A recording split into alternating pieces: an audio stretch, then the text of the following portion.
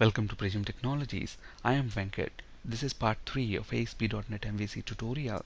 In this video, we'll discuss about creating an ASP.NET MVC application and understand how MVC request is processed as opposed to a web form request.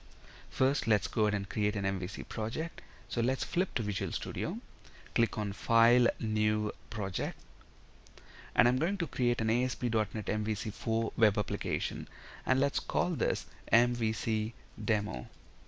Click OK, and let's select an empty template. And then look at the view engine drop down list. I get two options here, meaning we have two built-in view engines, ASPX and Razor. Which one do we use? I personally prefer Razor view engine because it has got much cleaner code. We'll talk about the differences between Razor and ASPX views in a later video session when we discuss about views. For now, let me select Razor as the view engine and click OK. So that should create an MVC project for us. Now let's flip to another instance of Visual Studio that's running on my machine, and let's create a web forms application. So click on File, New Project, and then this time I'm going to create an ASP.NET web forms application. So I'm going to select ASP.NET web application, and let's call this web forms demo. Alright, let's click OK. That should create a web forms application. Now we have MVC demo here, the MVC project, and notice the Solution Explorer. Within the Solution Explorer, we have models, views, and controllers. These folders, as the names suggest, they're going to contain models, views, and controllers of our MVC application. We'll discuss about models and views in detail in a later video session. Now let's go ahead and add a controller to our MVC project, and to do that, right click on the controller folder, add controller, and then give your controller a meaningful name. I'm going to call this home controller. Click add, and that should add a file with name homecontroller.cs to the controllers folder. Okay, and this is nothing but a class file, so it has got this class with the name home controller. And notice this class actually inherits from the base controller class. Okay, so what is a controller? It's nothing but a class which inherits from base controller class, and classes can contain functions. So this controller class has got one function at the moment, which is index. And look at the return type. It's returning something called action result. We'll discuss about this return type action result in a later video session. For now, let's make this index function return string instead of action result. And what string do I want to return? I want to return a message from this MVC application function saying hello from MVC application. So that's the string I want to return. So this function very straightforward. All it's doing is returning a string. So at the moment, if you look at this controller, it's simple. It's a class and it has got one function called index, which is going to return the string. Okay, now at this point, if I go ahead and run this, by default it's going to use built-in ASP.NET Development Server. Look at this, it's using the Visual Studio built-in ASP.NET Development Server. But let's deploy this to IIS, and deploying this to IIS is very simple. First, let's open IIS, and to do that, click on Start, type Run, and then press Enter. That should open Run window. Within Run window, type iNet Manager and hit OK. That should open IIS. Okay, now at the moment, if I expand the virtual directories, the websites that are there in this IIS, look at this. At the moment, I don't have MVC demo, so let's deploy this project MVC demo to IIS. And to do that, right click on the project, go to properties, and then on the web tab, look at this.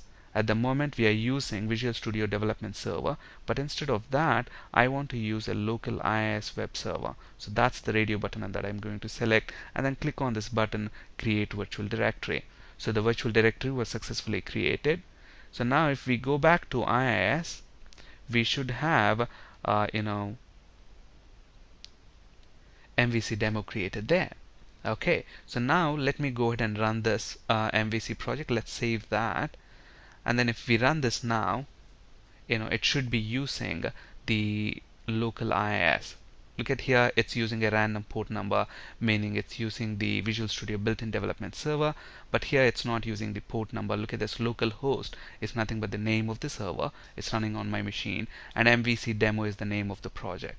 Okay, now let's go ahead. Now let's say I want to print this message in a web forms application. How do I do that? It's pretty straightforward. You know, in a web form, you add a web form, and in the load event of that web form, you include a response.write and then give it this message. It's just going to write that message onto the web form. So let's do that quickly, and then we'll differentiate between web forms and MVC, the request processing. Okay, so I'm going to get rid of this about and default web forms, and then I'm going to add a web form with name webform1.aspx. So add new item. Let's call it webform1.aspx, and then let's get to the code behind file. So within the code behind file, I'm going to say response.write hello from web forms application. Okay, so let's go ahead and deploy this also to IIS, and to do that, simply right click on the project. It's the same process, and go to the web tab, and then select use local IIS web server. By default, we get a default directory, which is the name of the project, webforms demo. You can change it if you want to, and then click on create virtual directory. That should create a virtual directory within IIS for that. So let's go ahead and run this now. As you might expect, this webforms application should use local IIS instead of the built-in web server. And then look at this, actually it's still using the local IIS for some reason. Let's see if that is saved properly. So let's refresh this. So we should have web forms demo there, and let's actually save it. It didn't save that. I still see that star symbol there. That's why it's not saved. So let's save it. Let's run it now, and at this point it should use local IIS instead of the built-in Visual Studio built-in ASP.NET Development Server. Okay, now let's understand how these requests are handled the ASP.NET Web Forms request as opposed to an MVC request. So obviously, if you look at the MVC application, notice the URL here. It says localhost MVC demo. That's it. Now what I'm going to do here is, and look at the output, we get that message hello from MVC application. Now I'm going to say in the URL, so localhost is the name of the server, MVC demo is the project name, and then home / I'm going to say index, and then press enter. Look at that, I get the same output. So this is the URL, localhost MVC demo home /index, and look at the web forms URL, localhost web forms demo webform1.aspx. Okay, so we are used to web forms development. So if you look at this URL, this is straightforward. Localhost is the server name, web forms demo is the project name, and webform1.aspx, that's the name of the file. So this URL actually invokes a file with name webform1.aspx. So within my web forms application, we have got that webform1.aspx. So when the request for this web form is received at the web server, obviously all the events of this web form will be processed, including the page load event, at which point it's going to generate this message, generate the HTML, and send it back to the requested client. So basically, within web forms application, the URLs are mapped to the physical files. Okay, here webform1.aspx is a physical file that exists within our ASP.NET Web Forms application. Whereas in an MVC application, the URLs are mapped to controllers and controller action methods. Okay, so basically, if you look at the MVC URL, it's localhost, that's the name of the server, and MVC demo is the project as usual. So there's no difference between those two parts in a MVC and web forms. But then after that, after the project name, you have this home. So this is nothing but the controller. So it actually searches MVC controllers folder by default. Is there a controller with name home? And we do have it. Okay, and then after that, it's the function within that controller. Okay, so home controller and index function. So invoke, this URL is going to invoke index function that resides in home controller. And obviously we know all the controllers within an MVC application are present in controllers folder by default. Okay, so in MVC, URLs are mapped to controller action methods. So usually functions inside a controller that can respond to URLs are called as controller action methods. Okay, but whereas in a web forms, URLs are mapped to physical files. Okay, so in my MVC project, if you look at this, I have a home controller, and within that I have index function. So I get this message back. Now let's say instead of index function, I'm saying something like get details, for example, and then press enter. What will happen? The resource cannot be found. Why is that? Within home controller, I don't have a function called get details. That's why I get a 404 HTTP status code 404, meaning the resource cannot be found. So if I go ahead and add get details function to our controller within this home control, a function to this home controller class, then it should work.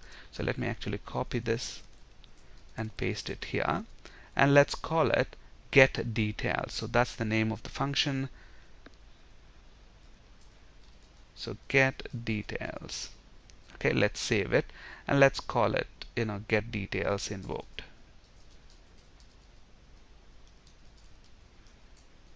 Okay, so now let's actually run this once again. So I get that localhost MVC demo. When the web form loads, look at that, by default the index function is called.